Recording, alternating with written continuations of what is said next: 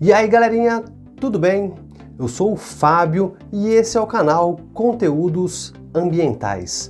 E hoje nós vamos falar sobre uma das últimas etapas no tratamento da água, que é a fluoretação, a aplicação de flúor para a prevenção de cáries na população.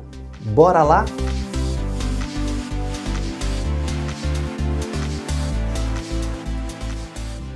E antes da gente começar a falar sobre tudo que este assunto envolve, eu quero dar alguns recadinhos e eu prometo que eu vou ser muito breve. Esse assunto de hoje também pode ser visto com muito mais detalhes no meu livro Sistemas de Abastecimento e Tratamento de Água para Técnicos. Então ele é um livro feito principalmente para quem é técnico, operador de estações de tratamento de água ou para quem está prestando concursos públicos para tentar entrar nessa área, beleza? Então ele tem, além desses assuntos, todos os assuntos sobre tratamento de água, questões de concursos públicos e questões próprias para você treinar e ficar fera nisso aí, tá joia?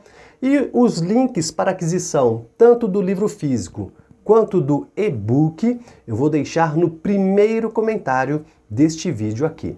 E o segundo recado, vocês já sabem, né? Se puder deixar uma curtida, um comentário, compartilhar este material, lembre-se que isso me incentiva a fazer sempre mais conteúdos para todos vocês. Recados dados, bora falar da fluoretação da água. Mas o que é a cárie? Afinal, nós fluoretamos a água justamente para prevenir a ocorrência delas. Ocorre que a nossa boca é cheia de bactérias que adoram fermentar açúcares. Então essas bactérias vão fermentar alguns alimentos, principalmente aqueles ricos em açúcares, e vão produzir um subproduto que é um ácido orgânico. E se você lembra um pouquinho da química das coisas, os ácidos adoram corroer metais. Sim, e embora você não seja o Wolverine, o seu dente é feito de um metal, que é o cálcio, ok? Então esses ácidos orgânicos liberados por essas bactérias vão começar a corroer a superfície dos nossos dentes, formando ali pequenas ranhuras, desgastando o metal que está recobrindo ele. E como consequência, isso pode ir se agravando até de fato formar um buraco bem grande e doloroso, que é o que nós conhecemos por cárie. Lembrando, claro, que eu não sou dentista, mas se você que tiver uma explicação melhor do que a minha, por favor, fique à vontade para colocar nos comentários. Então a cárie é um processo de desmineralização da superfície dentária. E como que o pessoal descobriu que a aplicação de flúor ajudava na prevenção das cáries? Bom, ocorre que lá no começo do século XX, então estamos falando lá de 1900 e bolinha, lá nos Estados Unidos o pessoal começou a investigar por que algumas crianças, alguns jovens, tinham os dentes todos arranhados, todos manchados. Algumas manchas eram mais esbranquiçadas, outras se tornavam amareladas. Doença essa conhecida como fluorose dentária. Os estudiosos, dentistas e os químicos da época começaram a investigar que onde havia uma predominância dessa doença, havia também na água o excesso de flúor, no caso do íon fluoreto. Então eles começaram a associar essas coisas. Excesso de íon fluoreto, mancha nos dentes. E uma coisa levou a outra. Com o passar das décadas, então, eles começaram a ver os limites de íon fluoreto que fossem benéficos, ou seja, que protegessem os dentes e não causassem a fluorose dentária. Então, na verdade, a fluoretação da água começou a partir de estudos que estavam tentando proteger os dentes de uma outra doença, que era a fluorose dentária. E a fluoretação é obrigatória no Brasil? Podemos dizer que sim, mas você não vai encontrar nenhuma lei dizendo claramente toda a água potável do Brasil deve ter aplicação de flúor. Olha que eu li bastante lei e não encontrei nenhuma. Claro que se você souber de alguma, posta aqui nos comentários e me ajude a melhorar a qualidade deste vídeo. Mas olha só que curioso. Lá em 1974, foi publicada uma lei de número 6050 que dizia o seguinte: Todo projeto para novas estações de tratamento de água, reforma ou ampliação devem prever a fluoretação da água. Ou seja, a menos que uma ETA esteja trabalhando desde a década de 70 sem passar por nenhuma reforma ou ampliação, pode ser que ela esteja dispensada da fluoretação. Caso contrário, com certeza ela já deveria estar fazendo isso. Essa Lei 6.050 de 1974 foi então regulamentada no ano seguinte pelo Decreto 76872. Esse decreto, além de regulamentar esta lei, também deu ao Ministério da Saúde amplos poderes para legislar sobre a fluoretação da água em todo o território brasileiro. Ainda nesse ano de 1975, foi publicada a portaria do Ministério da Saúde de número 635. E agora sim nós podemos dizer que a fluoretação estava institucionalizada no Brasil. Essa portaria dizia, entre outras coisas, quais eram os limites mínimos, médios e máximos de flúor que deveriam ser aplicados na água, quais produtos químicos poderiam ser usados para essa finalidade, quais tipos de ensaios analíticos deveriam ser feitos para a determinação do íon fluoreto, e essa é uma portaria vigente até hoje, mas ela não se chama mais Portaria 635. Ela é o anexo 21 da Portaria de Consolidação número 5. A portaria que trata da potabilidade da água é o anexo 20, alterada pela Portaria 888. E a portaria que trata da fluoretação da água é o anexo 21. E agora que você sobreviveu a toda essa contextualização, vamos falar do flúor, este elemento químico que nos ajuda a proteger das cáries. Bom, o flúor ele é um não metal e você vai encontrá-lo na tabela periódica lá no grupo 17, o grupo dos halogênios. O símbolo químico do flúor é o F e ele tem 9 prótons e o número de massa dele é 19. O flúor é o elemento mais eletronegativo da tabela periódica. E o que isso quer dizer? Quer dizer que ele adora roubar elétrons dos seus vizinhos. Como ele precisa de apenas um elétron para completar a sua valência, ele usa toda a sua força para roubar elétrons, mesmo de não metais. Porém, por ser tão reativo assim, nós não vamos encontrá-lo livre em qualquer lugar do nosso planeta, mas sempre associado a outras substâncias químicas, formando compostos fluoretados. Nós vamos encontrá-los, por exemplo, nas águas subterrâneas, na água do mar, na crosta terrestre, dentro dos seres vivos, mas sempre ligado a outra substância química. E como que ele então protege os nossos dentes das cáries? Quando você bebe com frequência água fluoretada na quantidade, na concentração adequada, esse flúor retorna para a nossa boca através da saliva e ele vai ajudar a prevenir as cáries, ajudando a remineralizar as fissuras que as cáries estão provocando. Então não é que o flúor é incorporado no esmalte dentário, no cálcio dentário, não. Ele vai ajudar a remineralizar aquelas fissuras que a cárie está causando, tentar fechar esse buraquinho ou evitar que ele se propague muito rapidamente. Claro que se você parar de ingerir flúor, com o tempo você perde essa capacidade protetora também. Mas nem tudo são flores na Ilha das Flores. É importante a gente lembrar que a fluoretação começou a partir da investigação de um problema que o íon fluoreto causava, que é a fluorose dentária. Portanto, o excesso de flúor é prejudicial, não só para os nossos dentes, mas também para os nossos ossos, tá? Então nós não podemos exagerar na dose de flúor, jogar este íon de uma maneira indiscriminada na água potável. E aqui é importante você se atentar para o seguinte: os limites mínimos e recomendados do íon fluorito na água, quem vai informar para a gente é a Portaria de Consolidação número 5, anexo 21. Mas os limites máximos tolerados para o íon fluoreto na água potável é descrita pela Portaria de Consolidação número 5, anexo 20, a portaria que trata de potabilidade da água, alterada pela Portaria 888 de maio de 2021, beleza? Então nós seguimos essas duas portarias principalmente para sabermos qual é o teor mínimo e o teor máximo de íon fluoreto na água potável. Os teores mínimos e recomendados no anexo 21. O teor máximo permitido você vai encontrar no anexo 9 do anexo 20 da Portaria de Consolidação número 5. Vai estar lá na tabela de substâncias perigosas para a nossa saúde. E o limite máximo permitido é de 1,5 miligramas por litro de íon fluoreto. E não somente isso, hein? Atente-se para o fato de que alguns estados podem legislar de forma independente sobre os teores de íon fluoreto na água potável.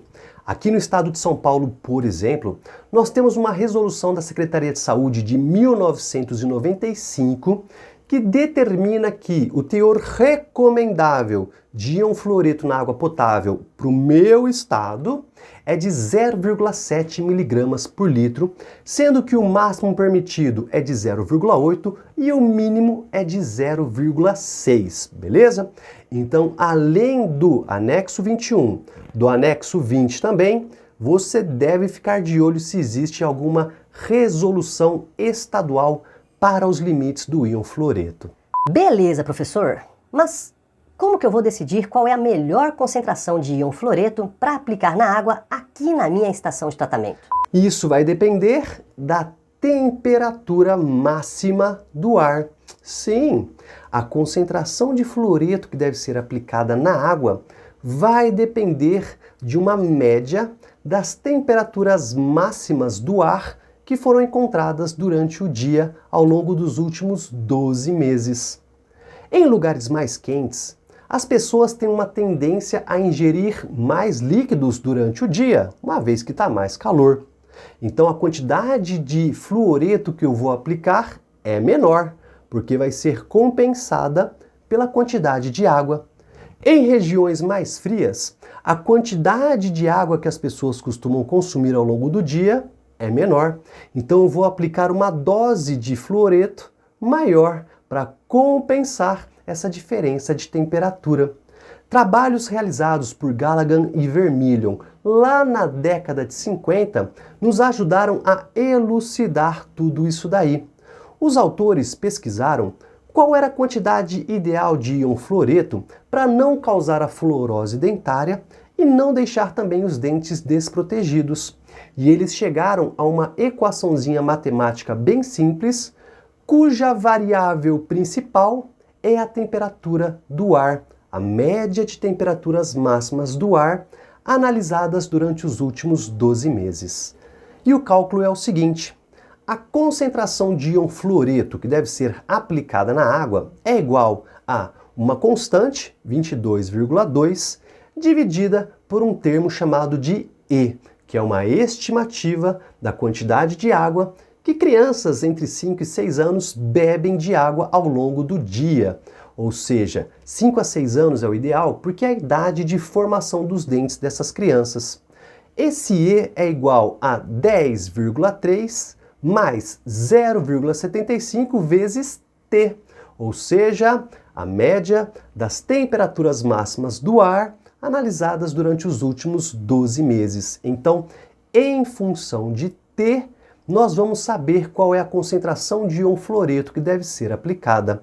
A concentração e a temperatura são inversamente proporcionais. Então, quanto maior a temperatura, menor a concentração. Vamos fazer um exemplo para você ver que não é um bicho de 7 cabeças? 2 municípios distintos estão adequando seus processos de fluoretação. Após a observação de 5 anos das temperaturas do ar nesses 2 locais, verificou-se que a média de temperaturas máximas para o município A é de 19,8 graus Celsius e para o município B essa média é de 12,6 graus Celsius. Determine a concentração ideal de fluoreto na água potável para cada município. Começando então pelo município A, cuja média de temperaturas máximas é de 19,8 graus Celsius, nós aplicamos a função desenvolvida por Galligan e Vermilion. Então, a concentração de íon fluoreto é igual a 22,2 dividido por E. Lembrando que E é igual a 10,3 mais 0,75 vezes a temperatura do ar, aquela média de temperaturas máximas do ar. 22,2 divididos por 10,3 mais 0,75 vezes 19,8 resulta em 0,9 mg por litro de íon fluoreto. Agora para o município B, cuja média de temperaturas máximas do ar é de 12,6 graus Celsius, nós temos que 22,2 divididos por 10,3 mais 0,75 vezes 2,6 resultam em 1,1 mg por litro de íon fluoreto. Então nós podemos ver que, quanto maior a temperatura, menor a necessidade de aplicação de flúor na água, uma vez que as pessoas tendem a se hidratar mais, tendem a beber mais água, compensando então essa necessidade diária de íon fluoreto. Quanto menor a temperatura, menor a ingestão de água, ou seja, maior é a aplicação de fluoreto para prevenção de cáries. E se você não gosta muito de fazer conta também, fique tranquilo, beleza? Lá no anexo 21 da Portaria de Consolidação número 5, existe uma tabela com as recomendações dos valores mínimos, médios e máximos de íon fluoreto em função da temperatura do ar. E aí você não precisa fazer esses cálculos para poder saber qual é a melhor dosagem de íon fluoreto na água potável. Falando agora um pouquinho sobre as principais substâncias químicas que nós podemos aplicar para a realização da fluoretação, lá no anexo 21 nós temos uma tabela com vários produtos químicos, em sua maioria produtos em cristais ou em pó, como por exemplo a fluorita, o fluossilicato de sódio, o fluoreto de sódio, mas ouso dizer que um dos mais queridinhos atualmente é o ácido fluossilícico. E por que ele é tão interessante para nós dentro das estações de tratamento de água? Porque ele já vem no estado líquido. E nas ETAs, trabalhar com coisas líquidas, fazer diluições e aplicar na água costuma ser um processo menos trabalhoso, mais simples, uma vez que depende de bombas dosadoras e você não precisa ficar fabricando soluções ou coisas do tipo. Claro que isso não é uma regra, mas o ácido fluossilícico tem tido uma boa aceitação no mercado atualmente. A reação de dissociação do ácido fluossilícico libera 6 íons fluoreto, então o rendimento deste produto químico é muito interessante. E por falar nisso, é importante também mencionar que a aplicação dele na água bruta é feita de uma forma parecida com a coagulação, ou seja, através do ajuste de bombas dosadoras. Se você não sabe muito bem do que eu estou falando, dá uma assistida nessa aula aqui sobre coagulação, onde eu explico como que nós determinamos a vazão de bombas dosadoras. Para que a gente possa então aplicar o flúor na água, 2 parâmetros são muito importantes no nosso cálculo. Primeiro, a densidade do produto comercial e segundo, o seu grau de pureza. Além disso, na equação das bombas dosadoras, nós vamos acrescentar um fator de ajuste, que nós vamos chamar de F. Esse fator de ajuste vai ser aplicado para todos os produtos químicos que serão usados na fluoretação. E ele vai depender do peso molecular do seu produto químico, dividido pela massa atômica de íons fluoreto que são liberados. Ou seja, no caso do ácido fluossilícico, o peso molecular desta molécula, o H2SiF6, é de 144 gramas por mol. E cada íon fluoreto liberado tem uma massa atômica de 19 gramas por mol. Ou seja, como ele libera 6 íons fluoreto, o cálculo fica 144 divididos por 114, que é 19 vezes 6. E isso resulta num valor adimensional e constante de 1,263. Então, no cálculo da vazão das bombas dosadoras para a aplicação do íon fluoreto, eu vou multiplicar o valor final por essa constante de 1,263. Lembrando também que essa constante é para o ácido fluosilícico e ela deve ser ajustada para cada produto comercial que você use na sua ETA, seja o fluoreto de sódio, a fluorita, o fluosilicato de sódio, ok? Mas o princípio é o mesmo, o peso molecular dessa substância dividido pela massa atômica dos íons fluoretos liberados. E para você que só me entendeu dizer blá blá blá blá blá blá blá blá blá blá, de repente fazendo um exemplo, a coisa fica mais fácil. Acompanha comigo aqui, ó. Determine a vazão da bomba dosadora de ácido fluosilícico para uma ETA que trata 100 litros por segundo de água bruta.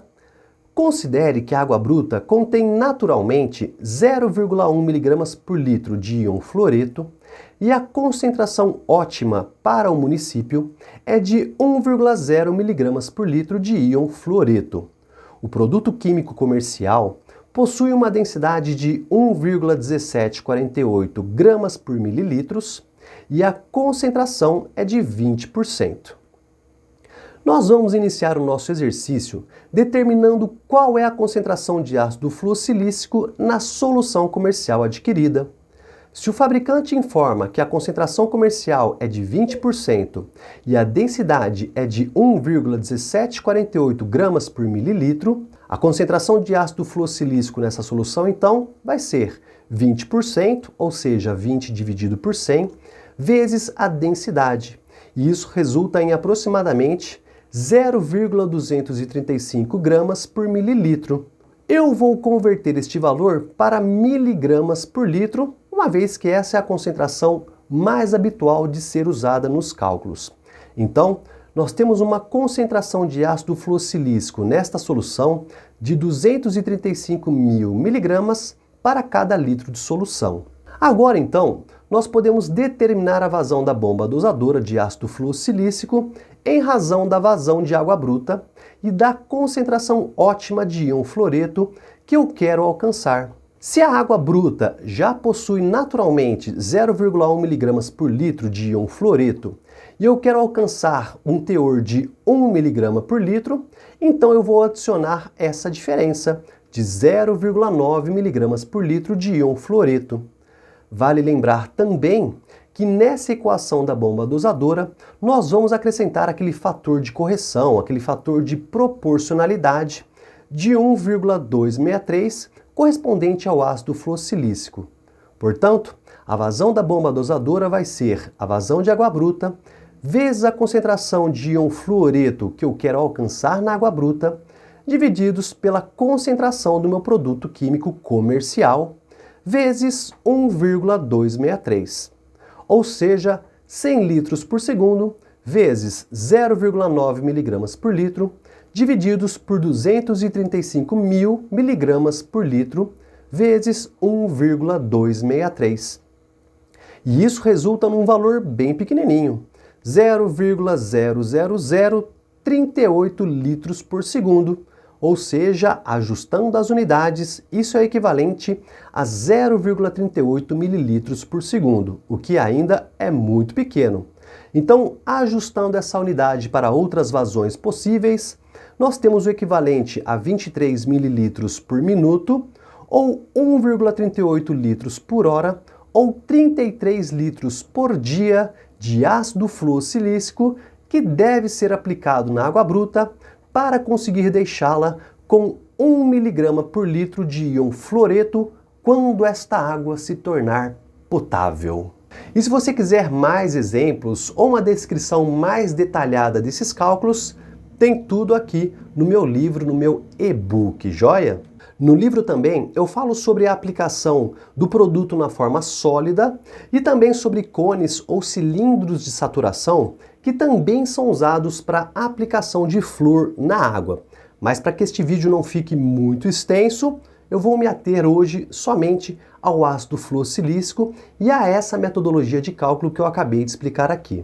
Mas calma, que este vídeo ainda não terminou. Eu quero falar tudo sobre fluoretação e E isso inclui também a desfluoretação. Sim!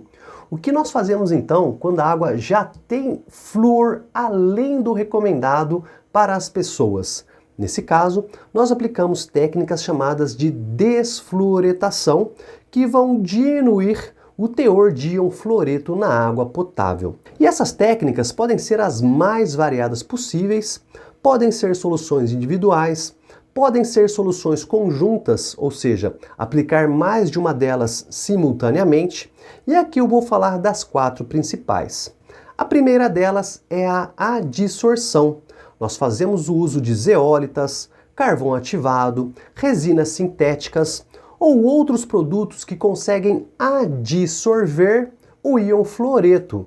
Lembrando que adsorver é diferente de absorver, beleza? Estamos falando de algo que vai ficar preso na superfície deste meu material adsorvente. E essa é a primeira técnica.